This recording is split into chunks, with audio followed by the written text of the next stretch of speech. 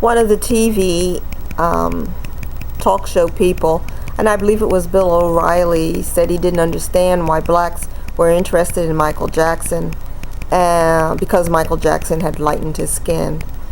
But it shows he's very ignorant about black people.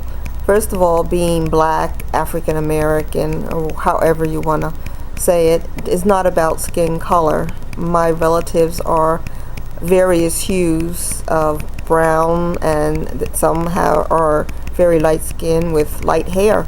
And it's because blacks have always been mixed.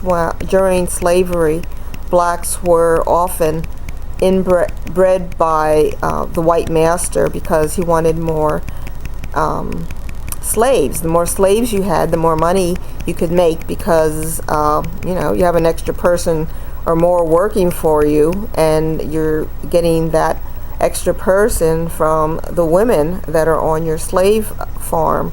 So it was very common for slave owners to have sex with the black women and create more babies on the farm.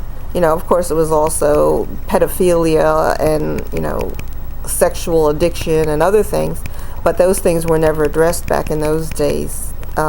They just said they were doing it to make more babies, but it was a mixture and very complicated. So when you see a black American, they are not only have genes from Africa, but they have many European genes, and you'll see that in their family bloodlines. If you look around, they'll see various colors of family members.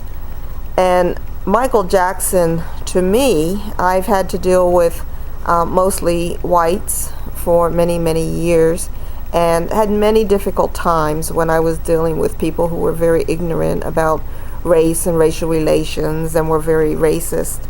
And it was those times when I needed to pull myself together and to keep my mind in a positive manner so that I could deal properly with people that I worked around, and forget the ones who tried to poison the waters of the field or discourage me, that I would seek solace in people like Michael Jackson and Tina Turner and Stevie Wonder, who really through their music were able to give me moments to escape and to enjoy and take pride in the person I was, and not have to listen to people who make ignorant comments like Bill O'Reilly, who I think it was Bill O'Reilly, saying that because of his skin color, black people should not like Michael Jackson.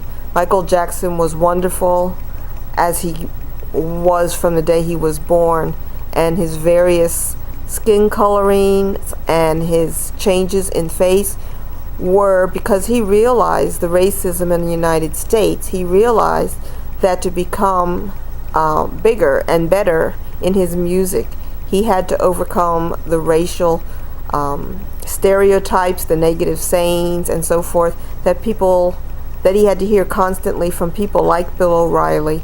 And he did it through surgery. He believed the doctors, and the doctors were greedy, and they were doing too much surgery and too much this and too much that. And Michael didn't know when to stop because the doctors kept saying, come on, we can do more, we can do more. So he fell into that trap, and he had periods when he looked great, and then he went into the side where his body just was over surgerized, and he started having problems. But whatever his skin color, whatever his so forth, he was always Michael Jackson. It doesn't change the person, it just changes. It's like changing clothes. You change the outside, but the inner person is still there. So Michael Jackson was the same as the person he was when he was young. He just had to do that in order to make it in the United States, and that's part of being a black American. You have to fit in with the white culture because there is still so much racism that people will hold you back. No one, if you look at Michael's brothers, if you look at Jermaine and you look at Tito, none of them could have reached the levels of Michael Jackson because they look stereotypically black. LaToya and Janet both had some surgery, LaToya more so, and they wanted to cross the color lines more and did so successfully. But it is well known that the darker your skin color and the more negroid you look, the more and more blacks will say stereotypical things about you and have a underlying hate and keep you back. So Michael understood the United States. He understood United States hatred and prejudices, and he did what he had to do in order to make it in his field. And I think he will be copied by many people who want to get beyond the stereotypes of race in the United States.